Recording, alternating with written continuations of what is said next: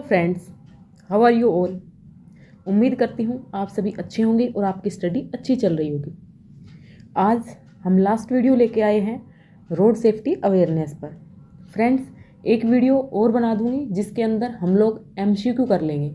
अगर आप लोगों को चाहिए तो आप लोग कमेंट करके बता सकते हैं। बाकी रोड सेफ्टी अवेयरनेस का कंप्लीट सिलेबस आप लोगों को मेरे चैनल पर करवाया गया है।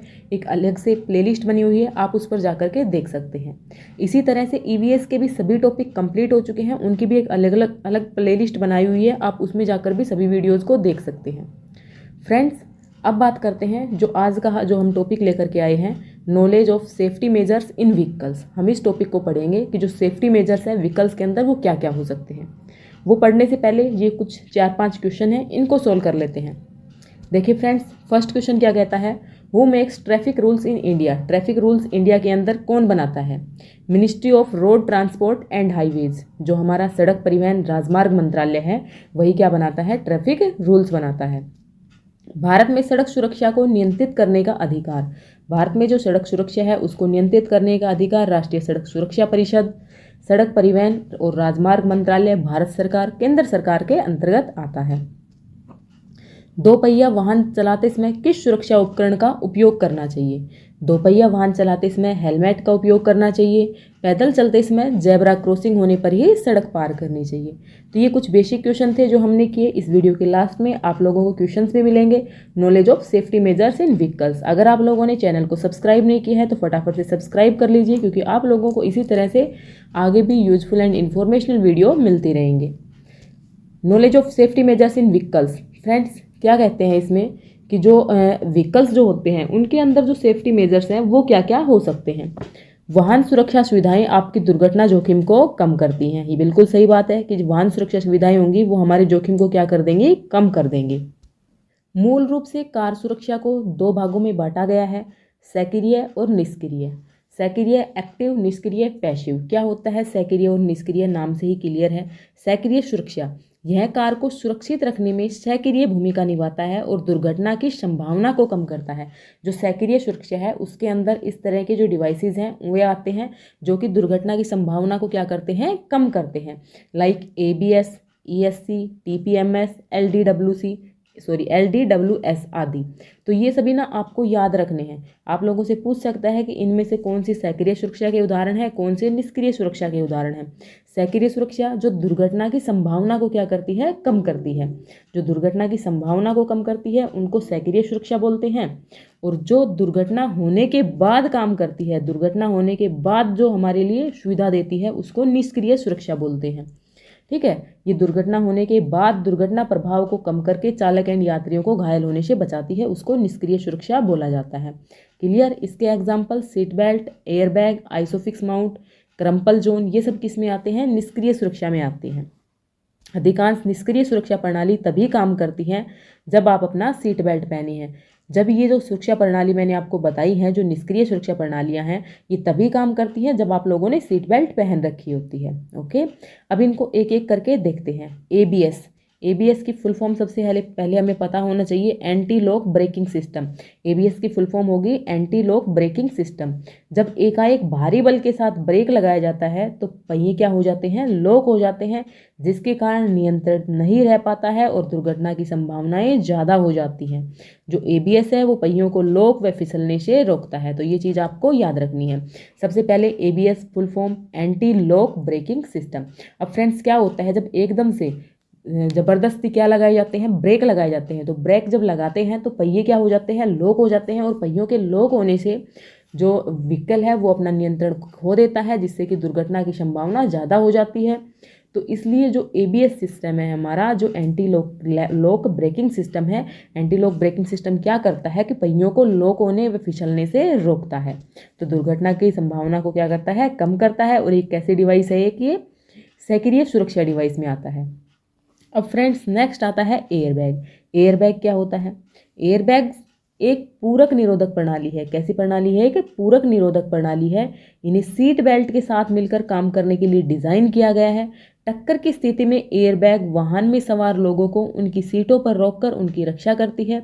हमेशा दोहरे फ्रंट एयरबैग वाली कार खरीदने की सिफारिश की जाती है। फ्रेंड्स, जो एयरबैग जो हमारी सुरक्षा प्रणाली है वो क्या करती है कि जब हमने सीट बेल्ट पहन रखी हो तो उसके साथ ही वो काम करती है। सीट बेल्ट के साथ मिलकर कौन काम करता है? एयरबैग काम करता है। और जब टक्कर की स्थिति होती है तो जब एयरबैग है वो वाहन में जो सवार जो लोग होते हैं, ड्राइवर जो होते हैं, उनकी सुरक्षा को बढ़ाता है एयरबैग। आगे आप लोग वीडियो को कंटिन्यू देखना। हम लोग ये भी डिस्कस करेंगे कि एयरबैग के अंदर कौन सी हवा भरी जाती है और एयरबैग का व्हीकल्स के अंदर कब से जरूरी करना बताया गया है। ओके, नेक्स्ट देखिए फ्रेंड, ईएससी फुल फॉर्म होती है इलेक्ट्रॉनिक स्थिरता नियंत्रण, इलेक्ट्रॉनिक स्थिरता नियंत्रण, इलेक्ट्रॉनिक स्टेबिलिटी कंट्रोल। ठीक है, कई बार ओवर स्टीयर या अंडर स्टीयर या फिर गीली सड़कों में कम कर्षण आदि के कारण नियंत्रण खो देते हैं। कई बार जो व्हीकल होते हैं वो ओवर स्टीयर के कारण, अंडर स्टीयर के कारण या गीली सड़कें जब होती हैं तो नियंत्रण खो देती हैं। ईएससी कार के व्हील रोटेशन के साथ साथ स्टीयरिंग व्हील कोण की निगरानी करता है। जो ईएससी होता है वो ईएससी क्या करता है, जो कार के जो व्हील होते हैं, जो पहिए होते हैं, उनकी रोटेशन के साथ साथ जो स्टीयरिंग व्हील कोण होता है, जो स्टीयरिंग वाला, ठीक है, उसकी भी निगरानी करता है, उसको भी कंट्रोल रखता है। आपात स्थिति के दौरान ईएससी ब्रेक लगाता है एंड नियंत्रण हासिल करने के लिए इंजन की शक्ति को क्या कर देता है? संतुलित कर देता है।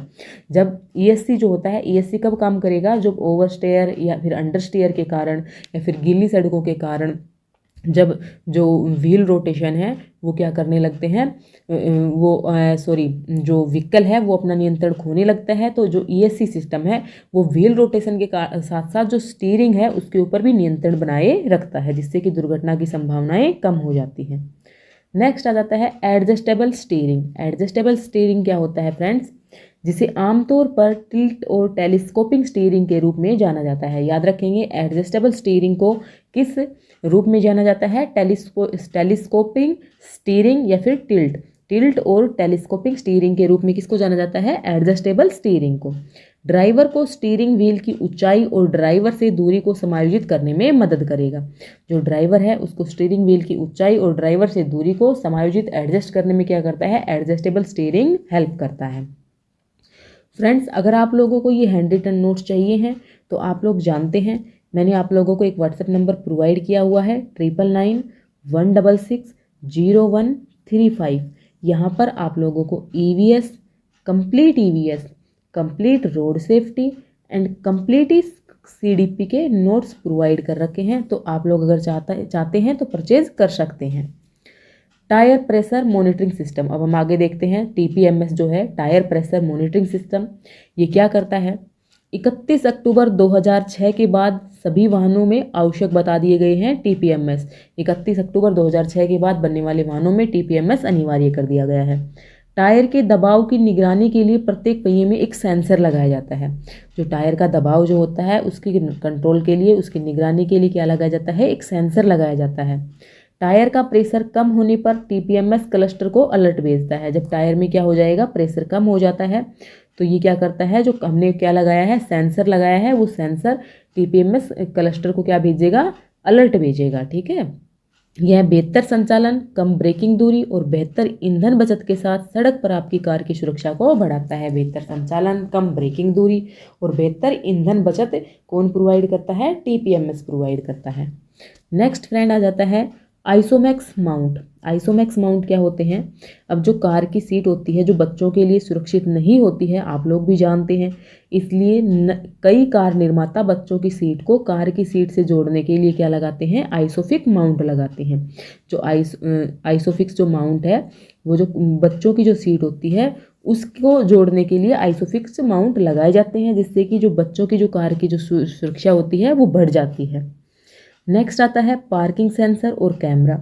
पार्किंग सेंसर और कैमरा फ्रेंड्स क्या करते हैं? कार को सुरक्षित रूप से पार्क करने में मदद करते हैं। कार को सुरक्षित रूप से पार्क करना है तो उसके लिए कौन मदद करेगा? पार्किंग सेंसर या फिर कैमरा। जैसे ही क्या करेंगे? रिवर्स गियर में शिफ्ट होते हैं तो सेंसर अपने आप ही सक्रिय हो जाते हैं। अब यहीं से क्वेश्चन बन जाएगा कि जो पार्किंग सेंसर है वो कब सक्रिय होंगे? कब सक्रिय होंगे? वो जैसे ही जो व्हीकल है वो रिवर्स गियर में शिफ्ट होगा तो पार्किंग सेंसर सक्रिय हो जाएंगे। नेक्स्ट आ जाता है लेन प्रस्थान चेतावनी। अब क्या होता है कि ड्राइवर जो होता है उसकी एकाग्रता में, उसकी कंसंट्रेशन में चूक हो जाती है। उस चूक के कारण वो अपनी लेन से विचलित हो जाता है और दूसरी लाइन में जाने लगता है।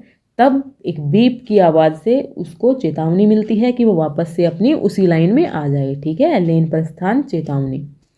ब्लाइंड स्पॉट का पता लगाना एंड चेतावनी। ड्राइवर उन वस्तुओं के बारे में जानकारी प्राप्त कर सकेगा जिन्हें वे देख नहीं पाता। यह कार सुरक्षा को बढ़ाता है। जो ब्लाइंड स्पॉट है, जिनको ड्राइवर नहीं देख पा रहा, उनकी सूचना भी जो ब्लाइंड स्पॉट सेंसर है वो बता देता है। साथ में ही कार का बीमा जरूर होना चाहिए। ओके, एयरबैग से जुड़ी हुई कुछ थोड़ी सी इन्फॉर्मेशन है, इसको भी देख लीजिए। 1998 से सभी नई कारों और 1999 से हल्के ट्रकों पर फ्रंट एयरबैग मानक है।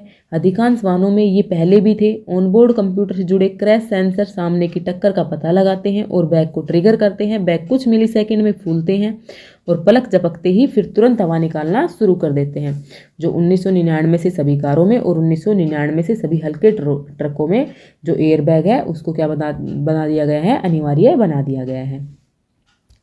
इसी के साथ जो हमारा रोड सेफ्टी अवेयरनेस का जो टॉपिक्स थे वो कंप्लीट हो गए हैं। और ऐसी मैं उम्मीद करती हूँ कि आपके जो 5 मार्क्स हैं एचएसएससी टीजीटी के एग्ज़ाम में आने वाले हैं वो आपके इस जो मटेरियल है उससे कवर हो जाएंगे। साथ में अब हम लोग कुछ क्वेश्चंस डिस्कस करते हैं कि क्वेश्चंस किस तरह के पूछे जा सकते हैं। तो देखिए फ्रेंड्स, क्वेश्चन क्या कह रहा है, सीट बेल्ट आगे की सड़क पर बैठे व्यक्ति के लिए मृत्यु के जोखिम को कितने प्रतिशत कम करते हैं। जो सीट बेल्ट है वो आगे की सीट पर बैठे व्यक्ति के लिए जो मृत्यु का जो जोखिम है उसको कितने प्रतिशत कम करते हैं। तो फ्रेंड्स, उस जोखिम को 50% कम करते हैं। कितने प्रतिशत? सीट बेल्ट जो जोखिम है उसको 50% कम कर देती है। राष्ट्रीय राजमार्ग यातायात और सुरक्षा प्रशासन के अनुसार सीट बेल्ट आगे की सीट पर बैठे लोगों के लिए मृत्यु के जोखिम को लगभग 50% कम कर देता है। ये चीज़ आपको याद रखनी है। ओके, नेक्स्ट क्वेश्चन देखिए, टिपिकल कार सीट बैलेंस अधिकांश स्टॉपिंग फोर्स कहाँ लगाते हैं। जो टिपिकल कार सीट बेल्ट है वो अधिकांश स्टॉपिंग फोर्स कहाँ लगाते हैं?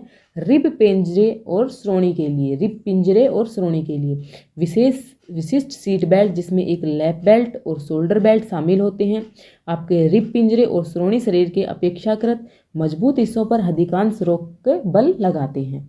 नेक्स्ट क्वेश्चन देखिए, टक्कर में कार के किस क्षेत्र को विकृत करने के लिए डिज़ाइन किया गया है। टक्कर होने के पर कौन सा क्षेत्र है जो विकृत करने के लिए डिज़ाइन किया गया है? क्रम्पल क्षेत्र। कौन सा क्षेत्र? क्रम्पल क्षेत्र। याद रखेंगे कौन सा क्षेत्र? क्रम्पल क्षेत्र। एक बाधा का सामना करने पर पूरी कार अचानक रुकने के बजाय क्रम्पल जोन प्रभाव से कुछ बल को अवशोषित करता है जिससे इसे रहने वालों को प्रेषित होने से रोका जा सके। तो ये कुछ डिटेल दी गई थी। नेक्स्ट क्वेश्चन देखिए, जो ABS है जिसकी फुल फॉर्म हमने अभी देखी थी, एंटी लॉक ब्रेकिंग सिस्टम का जो प्राथमिक लाभ है वो क्या है फ्रेंड्स? उसका प्राथमिक लाभ है ब्रेक लगाते समय वे आपको चलाने की अनुमति देते हैं। जब आप ब्रेक दबाते हैं तो ABS प्रति सेकंड कई बार ब्रेक को पंप करता है, व्हील लॉकअप को रोकता है और स्टीयरिंग कंट्रोल बनाए रखने में आपकी मदद करता है। टेम्पर्ड सेफ्टी ग्लास नियमित ग्लास से कितना गुना मजबूत होता है। जो टेम्पर्ड सेफ्टी ग्लास होते हैं वो नियमित ग्लास से कितना मजबूत होता है? 5 से 10 गुना मजबूत होता है। टेम्पर्ड सेफ्टी ग्लास जिसे गर्म किया गया है और फिर इसे सख्त करने के लिए जल्दी से ठंडा किया गया है, यह बिना टेम्पर्ड ग्लास की तुलना में 5 से 10 गुना अधिक मजबूत होता है। नेक्स्ट क्वेश्चन आ जाता है फ्रेंड, सीधे सामने की दुर्घटना में एयरबैग मरने के जोखिम को कितने प्रतिशत तक कम कर देता है। जो एयरबैग है वो मरने के जोखिम को 30% तक कम कर देता है। कितने प्रतिशत? 30% जोखिम को क्या कर देता है? कम कर देता है। एयरबैग किस प्रकार की गैस को फुलाता है। तो फ्रेंड्स, एयरबैग है वो किस प्रकार की गैस को फुलाता है? नाइट्रोजन को। नेक्स्ट देखिए, नेक्स्ट क्वेश्चन आ जाता है, फूले हुए एयरबैग से चोट से बचने के लिए आपको स्टीयरिंग व्हील के कितनी दूर बैठना चाहिए। स्टीयरिंग व्हील के कितनी दूर बैठना चाहिए? 10 इंच यानी 25.4 सेंटीमीटर। 10 इंच या 25.4 सेंटीमीटर। खुद को एयरबैग से 10 इंच 25.4 सेंटीमीटर दूर रखने से आपको सुरक्षा का स्पष्ट मार्जिन मिलता है। आप इस दूरी को स्टीयरिंग व्हील के केंद्र से अपने ब्रेस्ट बोन तक माप सकते हैं। बच्चे को आगे की ओर वाली चाइल्ड सीट पर बैठने के लिए क्या आवश्यकताएं हैं। चाइल्ड सीट पर बैठने की क्या आवश्यकताएं हैं कि उसका जो वजन है बच्चे का वो 20 पाउंड या फिर 9.1 किलोग्राम या उससे अधिक होना चाहिए।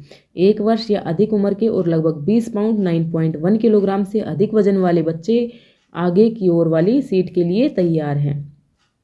तो इसी तरह के क्वेश्चंस बनेंगे, आप लोगों को इस तरह के क्वेश्चंस को भी देख के जाना है। एक बच्चा एक वयस्क सीट बेल्ट का उपयोग करने के लिए कब तैयार होता है? बच्चा कब तैयार होता है? जब वे लगभग 4 फीट 9 इंच यानी 1.5 मीटर लंबे हों, ठीक है, तब वो सीट बेल्ट का उपयोग करने के लिए क्या हो जाता है? तैयार हो जाता है। तो फ्रेंड्स, ये कुछ क्वेश्चन थे, ये जो मटेरियल था मैंने आप लोगों को प्रोवाइड किया, आपको कैसा लगा कमेंट करके ज़रूर बताइएगा। और नेक्स्ट वीडियो आपको किस पर चाहिए? और हाँ फ्रेंड्स, हम सोच रहे हैं कि कल से अब हम जो हमारी हरियाणा वेलफेयर स्कीम है उसकी जो वीडियो है वो प्रोवाइड कर दूं मैं आपको। तो आपको मेरा आइडिया कैसा लगा कमेंट करके ज़रूर बताइएगा। आप लोगों की राय मेरे लिए बहुत ही मायने रखती है। Thanks for watching this video.